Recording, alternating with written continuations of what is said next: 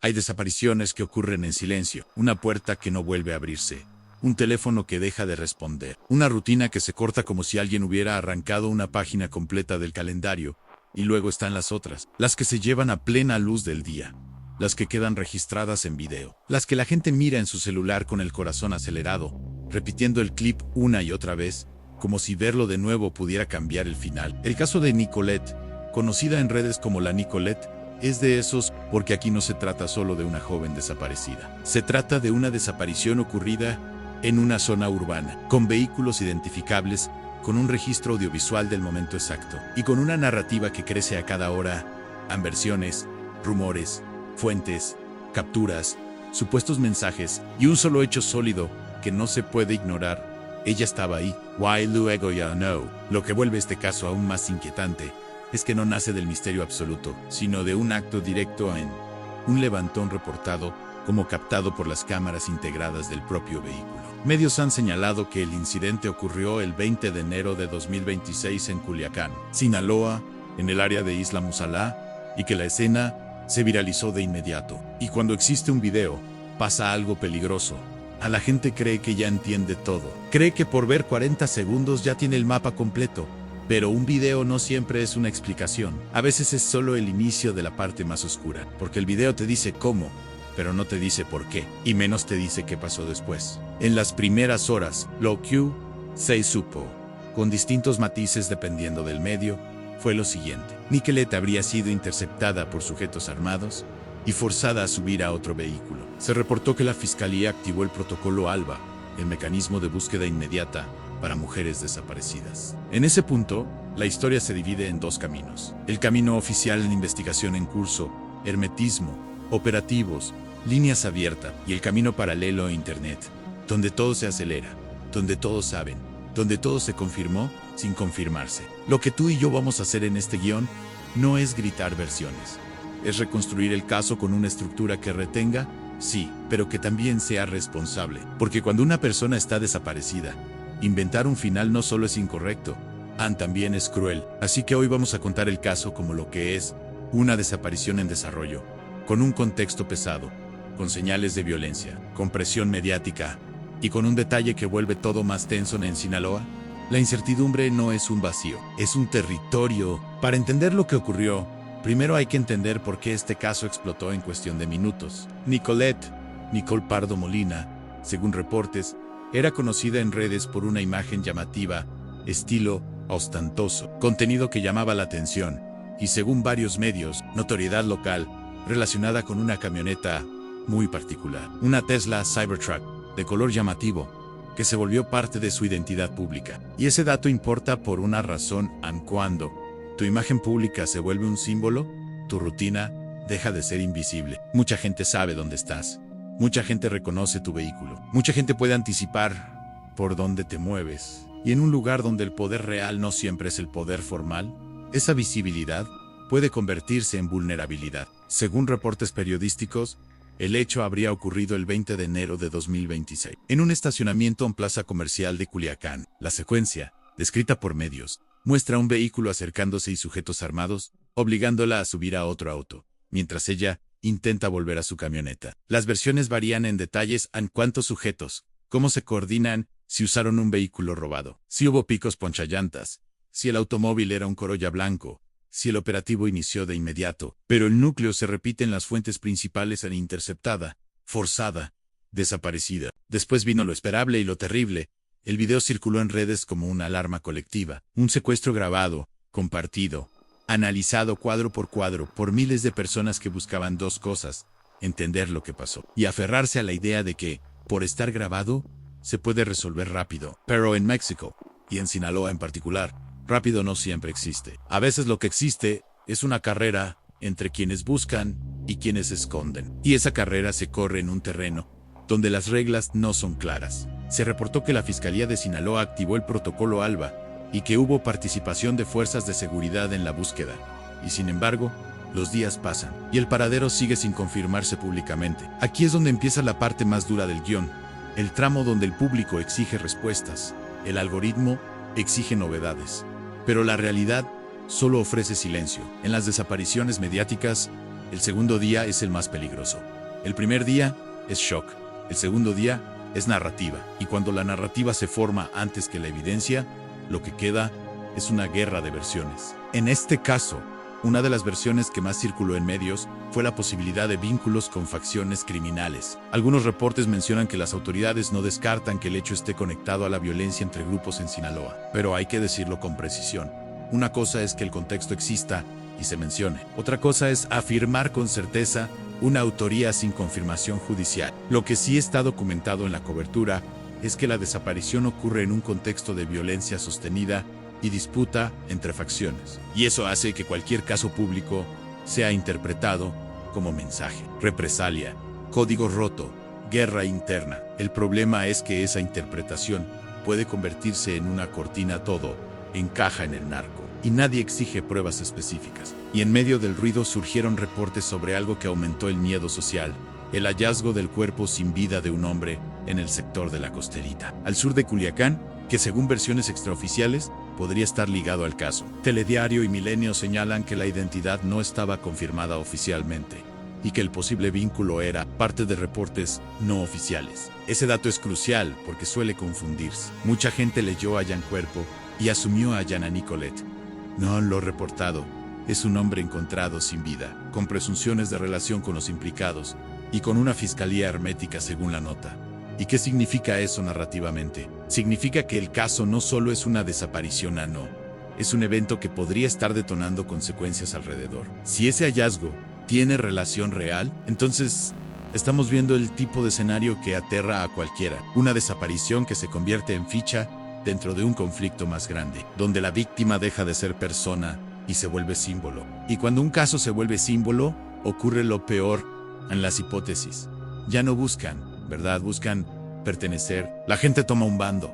La gente decide quién es culpable. Y en esa tormenta, la víctima se pierde por segunda vez, ahora como imagen pública. Mientras tanto, lo concreto seguía siendo lo mismo. Nicolet no estaba localizada en los reportes principales. Y para la familia, cada hora sin confirmación es una agonía. Ahora viene la parte que engancha al espectador y lo deja pegado, porque aquí aparecen los detalles que parecen pequeños, pero son los que suelen separar un caso resuelto de un caso eterno.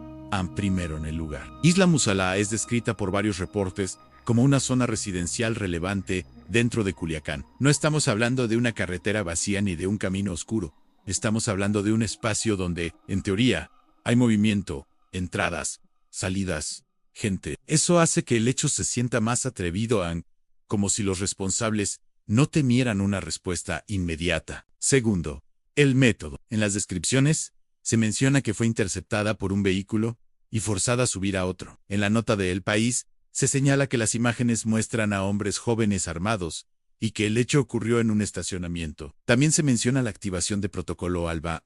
Infobae se describe el momento con un vehículo sedán blanco y al menos 3 personas participando. Tercero, el tiempo exacto. Un reporte indica que el video marca la hora del evento, alrededor de la tarde. Esto importa porque en investigaciones reales, un minuto puede cambiarlo todo en cámaras cercanas. Rutas de escape, tráfico, testigos, patrullajes en cuarto el vehículo. La Cybertruck, por la cobertura, fue asegurada como evidencia en algunos reportes, y el hecho de que el video provenga de cámaras del propio vehículo es un elemento narrativo potentísimo. Es como si la escena se hubiera grabado sola, sin intención, como si la verdad hubiera quedado atrapada en una memoria digital. Pero aquí viene lo más inquietante. Aún con video, aún con hora, aún con zona definida, la localización no se ha confirmado públicamente. Eso nos deja con una pregunta que va a sostener todo el guión de aquí en adelante. En sí, el inicio fue tan visible, ¿cómo se vuelve invisible el resto? La respuesta más dura suele ser la misma, porque después del primer minuto, el caso se mueve a territorios donde no hay cámaras, donde las rutas se multiplican, donde el silencio funciona como muro. En ese tramo, la noticia ya no es el video. La noticia es lo que no se ve. Y lo que no se ve, en Sinaloa, asusta más. En la siguiente parte, vamos a entrar en quién era Nicolet, según lo reportado. ¿Por qué su figura pública pudo haberla expuesto? ¿Cómo se desdoblan las primeras 72 horas de búsqueda? ¿Qué dicen medios sobre líneas de investigación sin convertir rumores en hechos? ¿Y cómo se construye el desenlace realista de este tipo de historias? no como final inventado, sino como un reloj emocional que se cierra encima de una familia.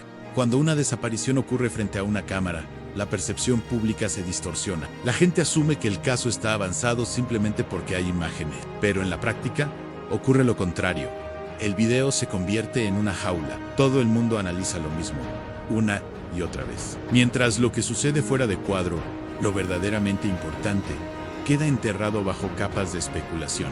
En las primeras 24 horas tras la desaparición de Nicolette, la conversación giró casi exclusivamente en torno al video. Usuarios señalaban detalles mínimos: la forma en que se abren las puertas, la coordinación de los sujetos, la reacción de la joven, la duración exacta del forcejeo. Cada pausa, cada cuadro congelado, era tratado como si escondiera una clave definitiva. Pero mientras Internet miraba hacia atrás, la realidad se movía hacia adelante. La activación del protocolo ALBA implica una serie de pasos específicos en difusión de ficha, alertas a corporaciones, revisión de rutas, análisis de cámaras cercanas, entrevistas inmediatas.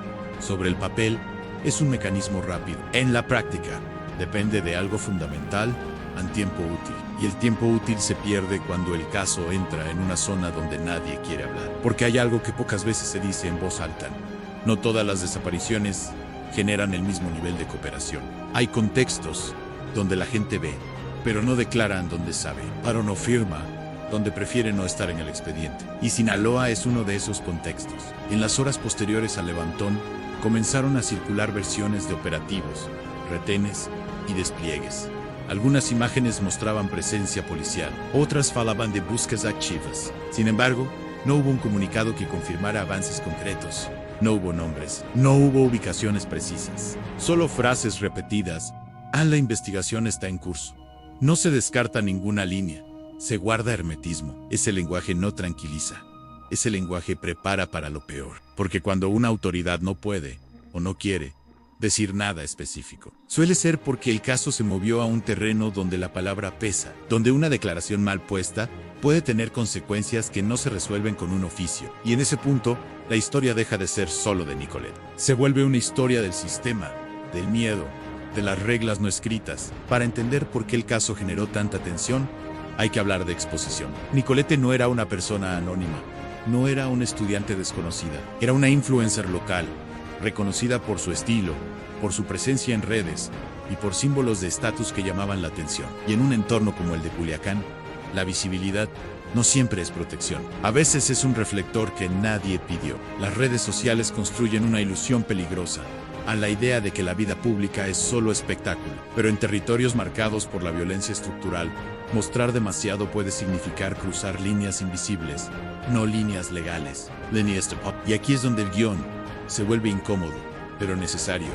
No se trata de culpar a la víctima, se trata de entender el contexto. En zonas donde la economía informal, el crimen organizado y la vida cotidiana se entrelazan, cualquier figura visible puede ser leída correctamente como parte de algo más grande. A veces basta una asociación falsa, un rumor, una foto fuera de contexto. Lo que se sabe públicamente es que, tras la desaparición, surgieron teorías que vinculaban el hecho con disputas criminales. Algunas notas periodísticas mencionaron que no se descartaba esa línea, pero no se confirmó oficialmente ninguna relación directa. Y esa diferencia es clave, porque cuando los medios dicen no se descarta, el público escucha está conformado, y cuando el público cree que algo está confirmado, el juicio social comienza antes que cualquier investigación. En ese clima, comenzaron a aparecer mensajes en redes que hablaban de desenlace, de ajuste de cuentas, de mensaje, palabras pésidas, repetidas sin pruebas, que van cerrando el espacio para la esperanza. Porque una vez que la gente cree que el final ya está escrito, deja de exigir que se busque, y eso es letal. Mientras tanto, la familia guardaba silencio, un silencio que muchos interpretaron mal. Pero hay silencios que no son estrategia ni culpa, son protección. Porque cuando un caso se vuelve viral, cada palabra puede ser usada en contra, cada frase puede convertirse en titular, cada emoción puede ser manipulada, y entonces, el duelo comienza antes de tiempo. El tercer día después de una desaparición suele ser el punto de quiebre. Es cuando la atención empieza a dispersarse, es cuando los algoritmos piden novedades, es cuando la noticia deja de ser urgente y empieza a competir con otras tragedias. En ese punto, solo dos cosas pueden sostener el foco en un hallazgo o una filtración. En el caso de Nicolette, Lo que apareció fue un dato perturbador en el hallazgo del cuerpo sin vida de un hombre en el sector de la Costerita. Rápidamente, se sugirió que podría estar relacionado con el caso, pero las autoridades no confirmaron identidad ni vínculo directo. Ese detalle es fundamental, porque muestra cómo funciona la confusión informativa. Un cuerpo aparece, el público une los puntos por su cuenta, el miedo llena los huecos, pero en investigaciones reales, cada vínculo debe probarse, y cuando no se prueba, queda flotando como una sombra que contamina todo el expediente. Si ese cuerpo está relacionado, el caso se vuelve más grave. Si no lo está, el daño ya está hecho igual, porque la narrativa del desenlace violento ya empezó a circular. Y aquí aparece el concepto más duro de este guion. El desenlace no siempre es un hecho. A veces es un proceso. El desenlace empieza cuando el silencio se prolonga, empieza cuando la búsqueda deja de ser visible, empieza cuando las preguntas ya no reciben respuesta, empieza cuando el nombre de la persona desaparecida se convierte en pasado en la boca de la gente. Y eso, para las familias, es devastador, porque no hay cuerpo, no hay confirmación, no hay despedida, solo hay versiones. Y vivir rodeado de versiones es una tortura prolongada. En Sinaloa, hay una frase que se repite en voz baja: aquí, las cosas se saben, pero no se dicen, y esa frase resume por qué tantos casos quedan suspendidos en el aire. La desaparición de Nicolette ocurre en un contexto donde la impunidad no es una excepción, sino una estadística, donde la violencia tiene memoria corta para el público, pero consecuencias eternas para las víctimas, donde cada caso nuevo se monta sobre una pila de casos viejos que nunca cerraron. Y eso nos lleva al punto más delicado del guión. Hablar de triste desenlace no significa afirmar una muerte confirmada, significa reconocer que, en estos contextos, la ausencia prolongada ya es una forma de tragedia, que el no saber es una herida abierta, que el tiempo juega en contra de la verdad, porque mientras no hay confirmación oficial, hay dos realidades paralelas: la institucional, que investiga en silencio, y la social, que ya decidió un final. Y entre esas dos realidades, queda atrapada la persona desaparecida. En los días siguientes, el caso de Nicolette empezó a desaparecer de los encabezados principales, no porque se resolviera, sino porque el ciclo informativo siguió. Pero para quienes siguen el caso de cerca, eso no significa cierre, significa pausa, una pausa tensa, una pausa peligrosa, porque muchos de los casos más oscuros no terminan con un comunicado, terminan con el paso del tiempo, con la resignación forzada, con la frase que nadie quiere escuchar: ya no supimos nada más. Y ese es el verdadero desenlace triste en cuando la historia no termina, pero el mundo sigue.